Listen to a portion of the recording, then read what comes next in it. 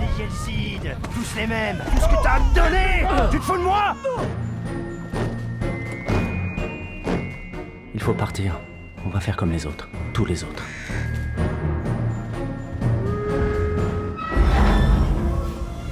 Prends la carte. J'ai tout noté. Restez cachés. Donne tes papiers.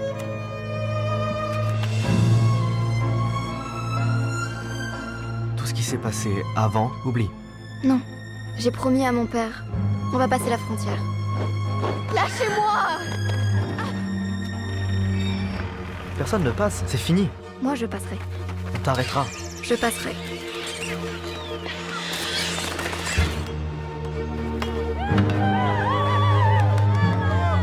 Alors, tu nous les montres, tes dessins? Arrête. Rien ne te dégoûte. Rien n'est tout noir, rien n'est tout blanc, ma cocotte. La vie, c'est gris. Si tu veux t'en sortir, faudra bien que t'apprennes à voir en gris. Moi, je suis tout seul. Mais qu'est-ce que je vais faire de toi, Ahuri? Je sais pas. Mémé?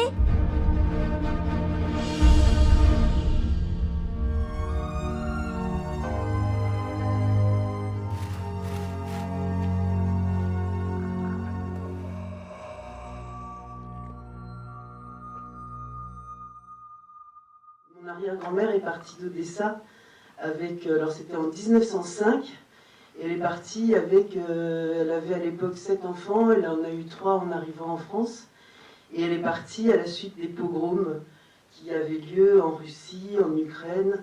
Alors les pogroms, c'est un peu redondant de le dire, mais c'est des pogroms antisémites. Les pogroms, c'est des paysans, des mercenaires qui allaient brûler les villages et les quartiers juifs en Russie et dans les pays de l'Est. Ma mère est née en France et en 1939, au moment de la guerre de 39-40, en 40 donc, elle part de la zone occupée pour se rendre en zone libre avec son jeune frère, et elle laisse ses parents à Grenoble, enfin donc ils descendent de Paris à Grenoble, elle laisse ses parents à Grenoble et elle va aller jusqu'à Perpignan. Alors ils étaient un peu plus âgés que les deux héros du film, elle avait 18 ans quand elle est partie, et mon oncle avait 14-15 ans. Mais, et c'est inspiré d'une part un peu son voyage comme ça, enfin, et le voyage de beaucoup de jeunes de cette époque-là aussi, qui sont partis souvent sans leurs parents, et comme dans un sac de billes aussi, sur le film de Doyon. Et c'est aussi inspiré d'elle, dans la mesure où elle dessinait très jeune, vers 13-14 ans, et les dessins qu'on voit dans le film sont ses dessins à elle, en fait, où elle dessine sa mère, sa grand-mère, ses amis, et les paysages qu'elle va voir, qu'elle va croiser sur sa route. Et donc c'est des dessins que j'ai pris des carnets à dessin qu'elle faisait, donc il n'y en a pas qu'un seul, hein, c'est un carnet qui a été reconstitué avec plusieurs de ces carnets, mais c'est des dessins que j'ai pris quand elle avait justement entre 13 ans et 20 ans, entre 1936 et 1944, quelque chose comme ça, quoi. Mais ça fait des années que je fais des courts-métrages avec des techniques de peinture animée et d'animation directe sous la caméra. Et en fait, en faisant... Donc tous mes courts-métrages sont déjà des courts-métrages avec des matières et très picturaux. Donc quand j'ai voulu faire un long-métrage, pour moi c'était évident de continuer à faire un long-métrage avec ce type de technique. Et en plus parce que je crois justement au pouvoir de la représentation picturale pour raconter une histoire, enfin une représentation en tout cas de la réalité très, très picturale et très graphique pour raconter une histoire. J'ai récupéré des dessins de ma mère que j'ai photocopiés et que j'ai mis dans le carnet. Mais c'est des dessins qui ont été faits effectivement à l'époque entre 36 et 40. Entre 1936 et 1940. Après, il y a certains dessins que j'ai un tout petit peu transformés pour qu'ils ressemblent au personnage du film. Par exemple, j'ai rajouté les tatouages, j'ai rajouté, sur les dessins de ma mère, j'ai rajouté les tatouages, j'ai rajouté la mèche pour Iskander, etc.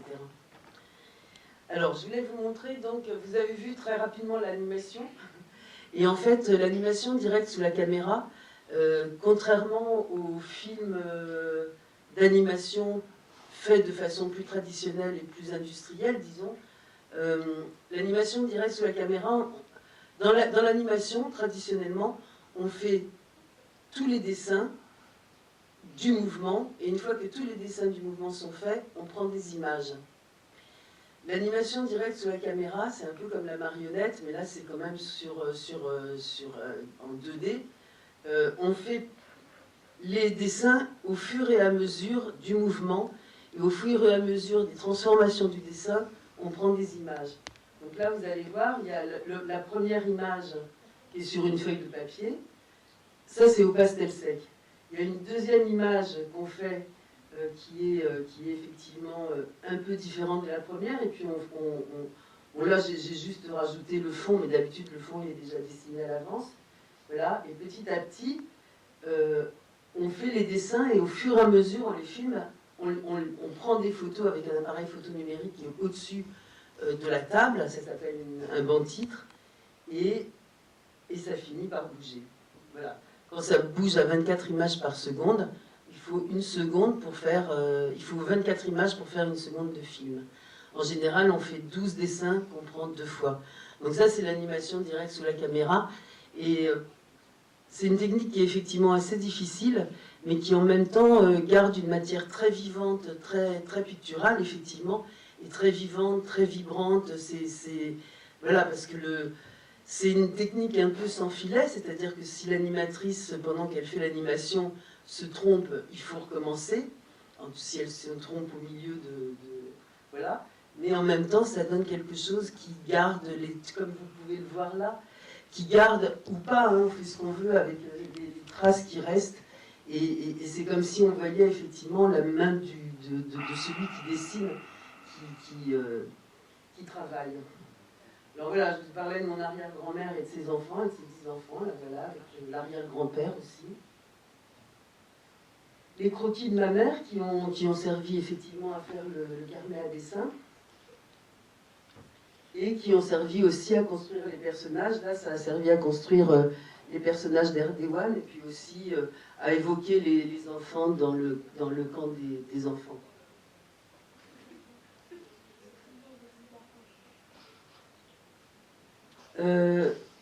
On sait beaucoup, alors vous me demandiez si c'était une histoire de fiction.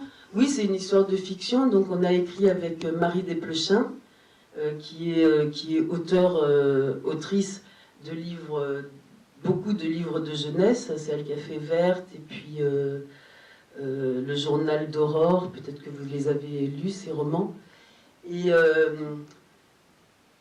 on s'est aussi beaucoup inspiré des choses de l'actualité. Et en fait, l'envie qu'on avait, c'était de relier ces grandes migrations du début du XXe siècle, qui concernaient aussi bien les Juifs que les Arméniens, que les Grecs, que les Italiens, avec les grandes migrations qui ont lieu à la fin du XXe siècle et au début du XXIe siècle. Donc là, ça, c'est une photo de mon mari, qui est photographe à l'agence Magnum, qui s'appelle Patrick Zachman, et qui, dans les années 90, je crois, avait déjà fait des photos de réfugiés chinois arrivant à Hong Kong. Et c'est ce genre de photos aussi, je me suis beaucoup inspirée de photos réelles et de choses qui arrivaient vraiment pour construire l'histoire. Donc ça, c'est les camps de réfugiés chinois à Hong Kong, avant la rétrocession de Hong Kong à la Chine. Bon, pareil, une photo de Patrick Zachman sur les migrants, qu'il a fait en 2008. Donc en fait, il y a eu plusieurs vagues de migration au moment du début du XXIe siècle. Pardon. Les premières vagues de migration ont moins fait parler d'elles dans la presse. C'était surtout des... Alors je ne sais pas si c'est le cas là, mais oui, c'était surtout des migrations subsahariennes, de Somalie, d'Érythrée, et des migrations d'Afrique du Nord, algériens, marocains, qui concernaient surtout des jeunes gens. Ils se sont rajoutés après, plutôt en 2015, les printemps arabes avec les grandes migrations syriennes, et maintenant les grandes migrations Afghane. Tout ce qui était étape à la peinture, etc. Il y a combien à peu près de personnes qui ont participé? Alors en fait, il n'y a pas de photographes qui sont intervenus dans le film. Tous les dessins, à part ces photos que j'ai été chercher dans les archives de Magnum, qui est une grande agence de photographie, mais sinon, il n'y a pas de photographes vraiment qui interviennent dans le film. Il y a des chefs opérateurs qui nous aident à installer les lumières sur ce banc-titre. Le banc-titre, il y a l'appareil photo, mais c'est vraiment, voilà, c'est juste appuyer sur un bouton pour prendre des images. Le travail consiste vraiment à dessiner sous la caméra. Donc, par rapport à ça, je vais peut-être en parler en parlant du scénario. Enfin, non, je vais vous le dire rapidement. Donc, par rapport à ça, il y a eu une dizaine de décoratrices qui ont fait presque 500 décors hein, et qui ont travaillé pendant environ 5 mois à Toulouse. Il y a eu 5 animatrices qui ont travaillé en République tchèque pendant 18 mois. 5 animatrices qui ont travaillé à Toulouse pendant 9 mois et 2 animatrices qui ont travaillé en Allemagne pendant 12 mois. Alors en fait, les temps paraissent longs, mais en même temps c'est un film parce que en fait l'animation c'est toujours très très long, sauf que dans une animation plus, disons, je vais dire industrielle, mais c'est pas vraiment le mot parce qu'il y a, mais avec des techniques plus rationnelle que celle de l'animation directe sous caméra en peinture, on peut beaucoup plus partager le travail. Donc en fait, les équipes sont beaucoup plus importantes et ça va plus vite. Mais en gros, les temps sont de toute façon très longs. Là, on faisait en moyenne 2 secondes par jour.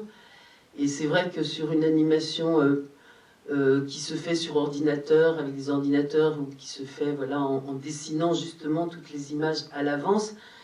Le travail est beaucoup plus hiérarchisé. Il y a des gens qui font les étapes du mouvement, les étapes principales du mouvement, genre on est assis, on est debout, donc ça s'appelle les images clés.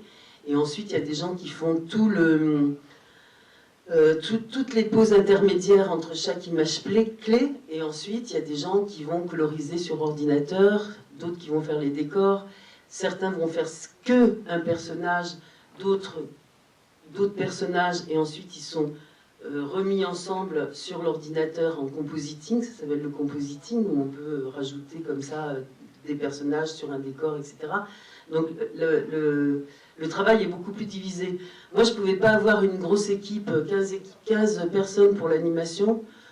Pour un film de 1h20, c'est vraiment une petite équipe, donc forcément ça prend du temps. Mais c'était pas possible.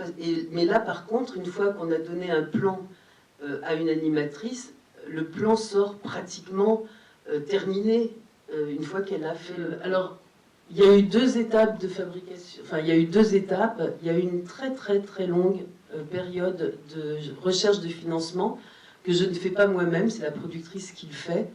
Et en fait, ça a été très long parce que moi, j'ai commencé à travailler en 2006. En 2010, on avait fini le scénario avec Marie Desplechin et on a eu un prix du scénario au festival au premier plan d'Angers. Et en fait, entre 2010 et 2016, il y a eu 6 ans où effectivement, on n'a pas réussi à trouver les financements qu'il fallait pour faire le film. On en avait trouvé une partie en 2010 et puis on les a perdus. Enfin bref, c'est super compliqué. Et une fois qu'on a eu trouvé les financements, avec l'aide de pays étrangers, c'est pour ça qu'on a tourné aussi avec des animatrices en République tchèque et en Allemagne. Une fois qu'on a trouvé les financements, on a mis 3 ans. Alors moi j'avais déjà fait le scénario et une partie du storyboard. Non, j'avais carrément fait le storyboard déjà quasiment entièrement. C'est ce qu'on voit, enfin c'est les premières esquisses du storyboard. Donc à partir de là, on a mis 3 ans à faire la production du film, c'est-à-dire les décors, l'animation et la post-production, le montage son et la musique qu'on rajoute après au film. Donc en fait, ça a duré 3 ans, de début 2017 à peu près à janvier 2020, et le film est sorti après parce qu'il y a eu, voilà, tous les films ne sont pas sortis à cette époque-là. Aucun film n'est sorti à cette époque-là. Donc là, c'est le storyboard pour montrer un petit peu comment je travaille avec Marie Desplechin. Donc en fait, Marie, on essaye de se raconter l'histoire qu'on a envie de raconter. Et moi, très vite, je fais des dessins de cette histoire. Il y a une espèce d'aller-retour entre les mots que met Marie et les dessins que moi je mets. Moi, je raconte l'histoire en images et elle le raconte plus en mots. Mais ça peut aussi, de temps en temps, s'inverser. Donc, ça, c'est les premières esquisses des storyboards, quand on commence à avoir l'idée. Et petit à petit, on va préciser ce storyboard de façon à avoir la totalité du film avec un scénar-image ou storyboard, selon... Voilà. Quand on a eu fini le storyboard et le scénario avec Marie, moi j'ai très vite dessiné sur un long ruban de papier caisse, donc qui faisait à peu près 8 cm de haut, ou 10, quelque chose comme ça. J'ai très vite dessiné l'ensemble des couleurs que je voyais dans le film en fonction du déroulement de l'histoire, en fait. Donc au début, on a le départ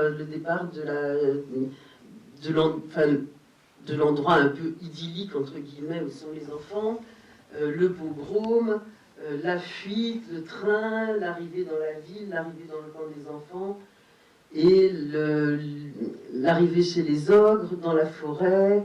Voilà, on reconnaît le bain de Quenat, le cirque, et puis jusqu'à la fin à Chalon-Gare. Donc c'était déjà toute l'ambiance colorée du film qui était comme ça, posée très rapidement sur un grand rouleau de papier qui du coup fait une vingtaine de mètres. Et après, tout le travail consiste à préciser de plus en plus, enfin moi c'est comme ça que je travaille en tout cas, en essayant de préciser de plus en plus les dessins et comment vont être racontés pareil, et de préciser de plus en plus les dessins et le storyboard. Voilà, par rapport à ce ruban qui avait été, qui racontait pas toute l'histoire, quoi. Donc, on est obligé, en animation, on est obligé effectivement, plan par plan, de prévoir le temps de chaque plan et le temps de chaque séquence. Et ça, on le fait déjà en s'imaginant le mouvement dans sa tête. Combien de temps il va falloir pour que Quenat aille ouvre la porte et puis aille dans la chambre de son frère et allume la lumière. Donc là, il y a déjà plusieurs plans avec un plan de coupe. Donc on indique tout. On indique tous les plans de coupe. Ben ça, c'est parce que j'avais besoin de transmettre à une équipe mes intentions et ce que je voulais faire. Et on se sert pour ça aussi de la voix, puisque la voix va nous donner aussi une indication du temps du plan ou de la séquence. On commence par faire des voix témoins. Voilà, donc là c'est la séquence, le storyboard qui continue, qui est extrêmement précis en fait, hein, comme quand on voit le film, il y a déjà toutes les indications qu'il faut. Et parallèlement à ça, il y a les décors en couleur et des exemples des personnages en couleur aussi. Alors on le fait, il y a 2 temps effectivement pour l'enregistrement des voix. Il y a un premier temps qui va servir à faire cette animatique, hein, ça s'appelle un animatique, c'est le brouillon du film qu'on a et qui va éventuellement être retravaillé avec une monteuse. Là c'était le cas, parce que voilà, on ne peut pas se permettre en animation de faire trop de rush. Il y en a quelques-uns, mais il faut en faire le moins possible parce que c'est très très long à faire. Donc on travaille, avant de commencer le film, on travaille énormément sur cette animatique-là. Et dans un deuxième temps, une fois, on fait donc dans un premier temps, on fait avec des voix témoins, c'est-à-dire que on a utilisé souvent des acteurs, mais aussi des amis, des gens qui vont faire les voix pour justement timer le film. Et puis dans un deuxième temps, on va faire appel à des acteurs définitifs et des voix définitives. Et c'est sur ces voix-là que les animateurs vont faire parler les personnages, vont faire ce qu'on appelle le lip-sync, qui est les mouvements des bouches qui correspondent aux phonèmes des phrases qui sont dites. Alors les phonèmes, c'est... il y a 4-5... Enfin, on peut simplifier, mais en gros, nous, on avait 4-5 phonèmes. C'est tout ce qui... Comment la bouche s'ouvre pour parler. Donc on a le pas, alors la lèvre pincée qui s'ouvre, on a le un, on, la lèvre qui fait comme un rond, mais un, en, c'est pareil, un, en, on, non, c'est plus pareil, enfin voilà. Donc ça, c'est les phonèmes qui vont permettre effectivement à faire l'animation des bouches qui s'ouvrent. Il y a des acteurs, enfin ils sont pas très très connus, mais un tout petit peu, on n'a pas fait de casting, on leur a proposé, c'est Serge Avedikian et Jocelyne Desverchères, qui sont, voilà, à qui on a demandé directement. Et puis pour les autres, c'est la productrice qui a fait un casting. Elle a été dans des cours de théâtre, elle a mis des annonces pour avoir justement des jeunes acteurs. Et elle a fait une première sélection, elle en a écouté beaucoup. On leur donnait des petits bouts de texte à dire. Et moi, elle a fait une sélection de 7-8 personnes à chaque fois pour chaque personnage. Et enfin, c'est surtout pour les jeunes. Et moi, je les ai écoutés en aveugle, justement pour pas être influencée par leur visage. J'ai écouté vraiment que la voix et ce que transmettait. Accroché sur les murs de l'atelier où on était, mais qu'on avait agrandi pour faire en photocopie de 20 cm de haut. Et du coup, ça faisait, je sais pas combien de mètres, qui était tout autour de la salle, et les décoratrices ont commencé à travailler sur des papiers de soie pour faire les décors, donc 500 décors sur des papiers de soie et sur des cellulos. Donc on part de petits croquis que je fais moi, assez rapides. Ensuite, on essaye de préciser un peu plus les couleurs avec la chef décoratrice et puis des gens qui vont travailler sur les décors. Et on donne ça à la décoratrice qui va faire le décor définitif sur lequel les personnages vont évoluer. Voilà. Donc là, comment ça passe du storyboard au décor définitif, d'une esquisse de la chambre des enfants, pareil au décor définitif, même chose sur la forêt, et les décoratrices à l'ouvrage, la chef déco. Vous voyez le papier. Alors, il y a effectivement un papier de soie sur lequel on mettait très rapidement les couleurs des plans pour revenir après avec des cellulos, donc des plastiques très transparents, de façon à préciser un peu les décors.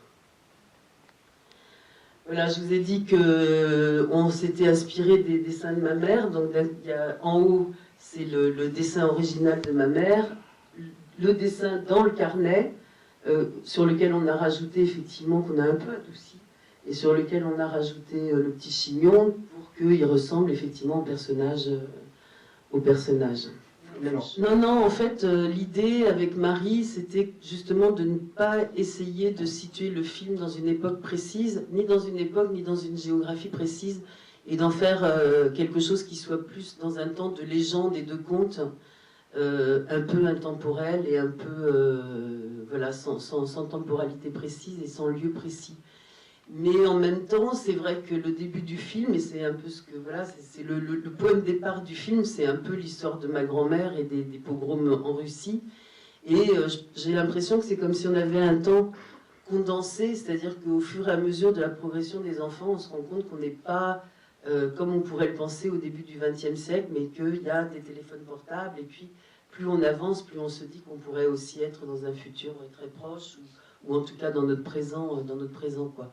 Voilà, c'était l'idée de traverser des époques et de pas vouloir effectivement les préciser. C'est vachement important que chaque personnage soit très très identifiable par rapport aux autres, quoi. Donc tous les détails qu'ils peuvent faire, parce que voilà, si vous avez, je sais pas qui, Brad Pitt, qui s'habille différemment et qui se peigne différemment, vous reconnaîtrez toujours Brad Pitt, quoi. Il n'y a pas de souci. Si c'est dans un film d'animation, avoir tout d'un coup un personnage qui va s'habiller différemment ou se peigner différemment, on ne le reconnaît plus. Même s'il est très, très marqué, etc. Donc en fait, la mèche, c'est aussi une façon de... déjà, j'aime bien, je trouve que ça lui donne un côté un peu mauvais garçon. Et puis voilà, c'est une façon aussi d'être très reconnaissable tout de suite, quoi. Donc tous les personnages, enfin, il faut vraiment les définir, ça c'est dans l'animation, il faut vraiment les définir très très précisément, quoi. Qu'on ne puisse pas les confondre les uns avec les Est-ce qu'il y autres. aurait une suite envisageable pour le film ou pas? Non, pas pour... Je pense pas. Je pense pas. Je pense que c'était... Je pense que oui, ça pourrait faire l'objet d'un autre film, parce que je pense que les difficultés que ces 3 enfants, maintenant, vont rencontrer en arrivant dans ce pays soi-disant formidable et où la vie sera simple et facile avec le cousin à Arcata, on n'y croit pas, quoi. Enfin, pas moi en tout cas. Donc, ça serait vraiment un autre film, mais je sais pas si j'aurais le... Je sais pas. Je pense pas. Parce qu'on ne sait pas s'ils vont retrouver leurs parents, ou en fait, ça nous laisse un peu sur notre fin. A priori, je pense qu'ils ne retrouvent pas leurs parents, parce que comme c'est quand même une femme âgée qui raconte cette histoire-là quand elle était jeune, et qu'elle dit à la fin, j'attends un coup de fil, j'attends que le facteur m'amène une lettre, on ne sait pas ces choses-là, on ne sait pas.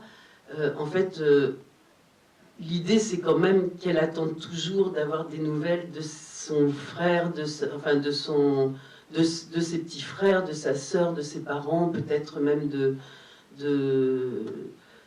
d'Iskander, mais que voilà, qu'elle en a. C'est une vieille dame, c'est une femme âgée qui raconte cette histoire, donc effectivement on imagine qu'elle n'en a pas eu des nouvelles. Et puis d'autre part, par contre, on sait qu'elle s'en est tirée parce que le premier plan c'est son atelier, et pour moi on se dit aussi que voilà, elle parle de son atelier avec son carnet qu'elle a au milieu de ses propres dessins, et qu'elle a réussi à faire ce qu'elle avait envie de faire. Alors c'est pas une grand-mère, c'était ma mère, et l'arrière-grand-mère c'était une femme qui avait des enfants, donc c'était... Ah, désolé. Voilà, mais c'est pas grave. C'est pas grave, c'est vrai que c'est toujours un peu compliqué. Parce que on voulait pas raconter cette histoire-là de ma mère, en fait. Donc on a trouvé que c'était plus intéressant de partir de préadolescents et de les voir grandir aussi au fur et à mesure du voyage. Plutôt que de partir de quelqu'un qui aurait eu 17-18 ans, c'était pas les mêmes enjeux narratifs en tout cas. Parce qu'à 17-18 ans, surtout en période de guerre, à l'époque où ma mère est partie, à 18 ans, elle était quasi... Enfin voilà, on est très vite adulte, on est déjà adulte en fait.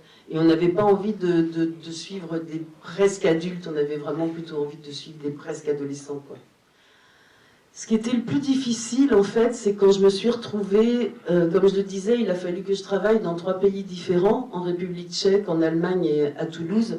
Et le plus difficile, c'est quand j'ai eu les 3 équipes en même temps, et que je passais d'un pays à l'autre, parce que, voilà, c'était ça qui était le plus difficile. Il y a un moment où je me disais, mais je vais être engloutie par le travail, j'y arriverai pas, quoi. Et puis bon, puis on y arrive quand même, mais voilà, le plus difficile c'était de se retrouver avec 3 équipes, et puis en plus, quand j'étais avec les équipes, ça marchait bien, parce que comme je le disais, c'est un peu une animation sans filet, donc quand on rate, il faut recommencer. Si l'animateur y rate, il faut recommencer. En même temps, je ne pouvais pas faire recommencer à chaque fois, parce qu'il fallait aussi que je maintienne un certain degré d'exigence, mais pas trop, parce que je savais que les animateurs, ils n'allaient pas non plus faire ce que j'aurais fait moi-même. Donc c'était vraiment un équilibre à trouver. Et quand j'étais là, c'était facile, parce que je pouvais au fur et à mesure passer derrière eux, prendre un pinceau, corriger un truc qui n'allait pas. S'il y avait quelque chose qui n'allait pas, je m'en rendais compte très vite, donc on pouvait rectifier très rapidement. Mais par contre, quand j'étais plus là et qu'ils m'envoyaient les plans qu'ils faisaient, et s'il y avait quelque chose qui n'allait pas dans le plan, c'était beaucoup, beaucoup plus compliqué. Et puis en plus, on avait des temps où il fallait que je valide les premières images du plan.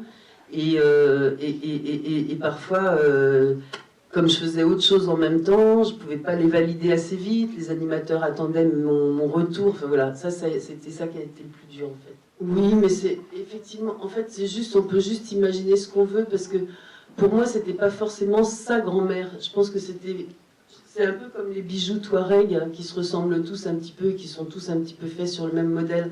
Donc quand il dit « ma mère en portait une », pour moi c'était « ma mère portait ce type de bijoux, portait une broche comme celle-là ». Mais ça peut être aussi sa grand-mère, parce qu'effectivement, il y a, comme dans les contes, il peut y avoir des coïncidences incroyables, mais c'est pas dit, effectivement. Vous voyez, on a la table, et puis au-dessus de la table, on a un appareil photo qui est relié à l'ordinateur, qui permet de voir ce qu'on est en train de faire sur la table. Et en fait, c'est la seule image complète qu'on a du film. Alors là, on le passe vite pour que... Sinon, même si je travaille vite, c'est quand même un peu long. Voilà, et donc on modifie, on efface, on modifie, on efface petit à petit les images, ce qui donne quelque chose qui est effectivement très matiéré, quoi.